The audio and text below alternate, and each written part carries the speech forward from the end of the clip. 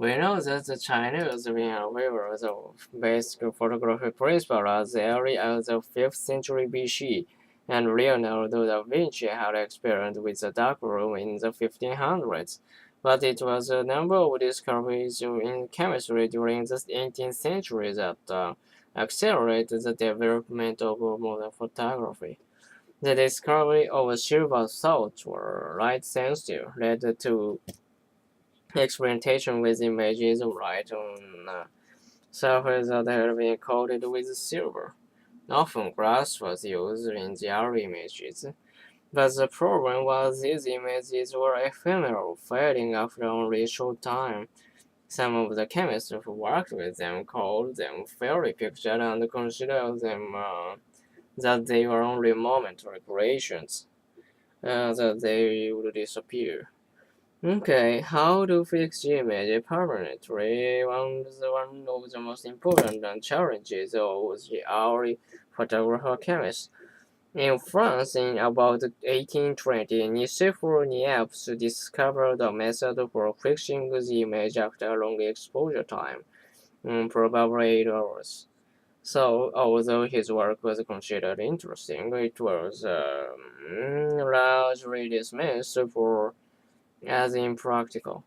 And nevertheless, well, the associates Louis Daguerre managed to find a way to reduce the exposure time to less than 20 minutes.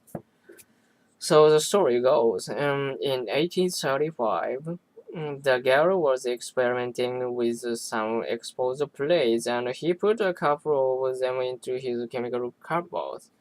So for a few days later, he opened the cupboard and to his surprise, the rated image on the plate had developed. At first, he couldn't figure out why, but eventually he concluded that this must have occurred as a result of a mercury vapor from a broken submarine that was also enclosed in the cupboard. Supposedly, from this fortunate accident, he was able to invent a process for developing latent images on exposed plate. The process itself was somewhat complicated.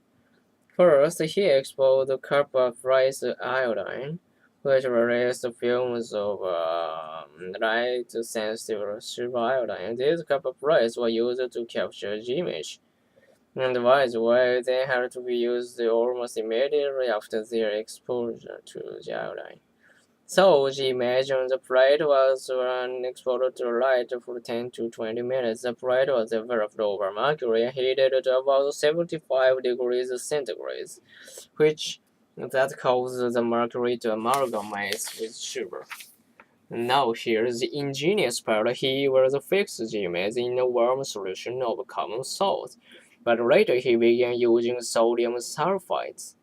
Anyway, after he raised the plate rest apparent on the plate, and the quality was really quite amazing. But the process had its limitations. First, the image could be reproduced, so each one was a unique piece, and that greatly increased the cost of photography. Second, the image was reversed, so the subject could actually see themselves as though they were looking in the mirror, although in the case of portraits, the fact that people were accustomed to seeing themselves in the mirror made this problem less urgent than some of the others.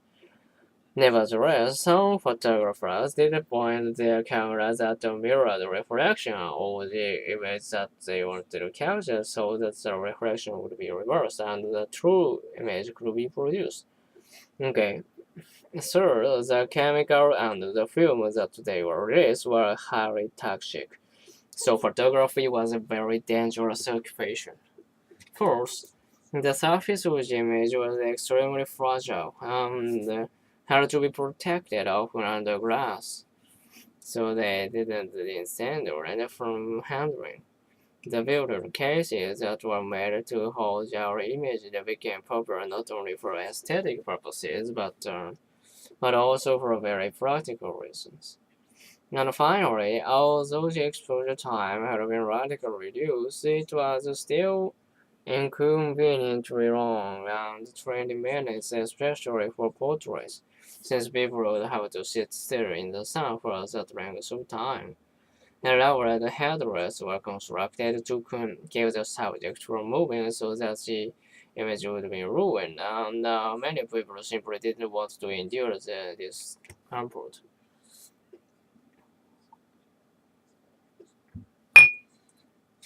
As a result of most of these issues, bromide as well as iodine sensitized the plates, and some photographers were even using chlorine in the effort to decrease exposure time.